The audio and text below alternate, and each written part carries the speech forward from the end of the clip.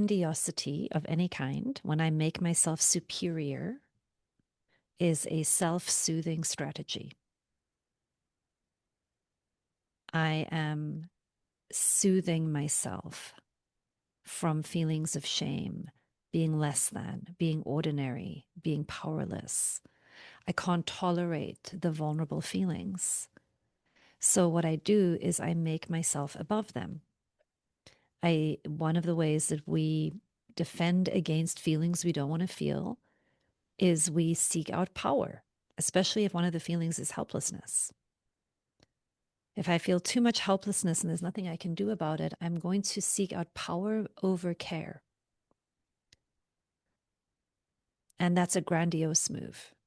I don't believe you can carry me, so I'm going to be cleverer than you, smarter than you, more powerful than you. I'm going to have power over you so that you're not hurting me anymore. It's a way of protecting myself from pain. Grandiosity is just a tragic strategy.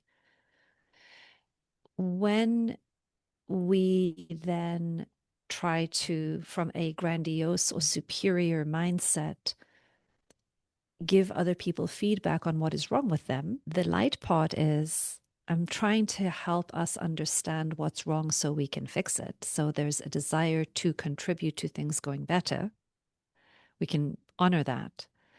The way in which we do it is tragic because it is unlikely to make anything better.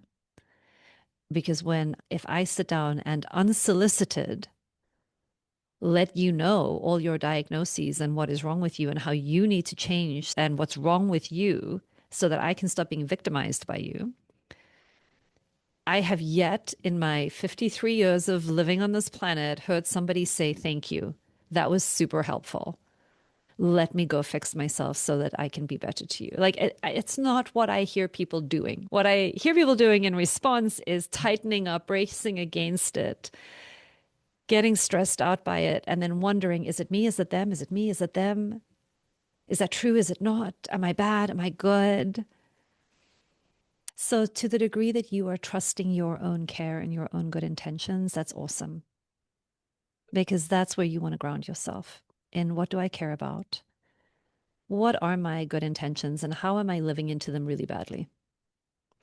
And I would recommend, if it's useful, not everybody has this problem, but I do, replacing the word good with the word real. Good can be a domination system template that gets us off course. And depending on how people are using it, if it's working for you, for sure, keep it. But question the idea of good. What do I mean by good? I would like to be deeply connected with you in a way that actually works well for both of us. I would like you to be authentically who you are and the same for me. And I'd like us to be leading with care for one another and ourselves. If that's real for you, I'd aim for being real.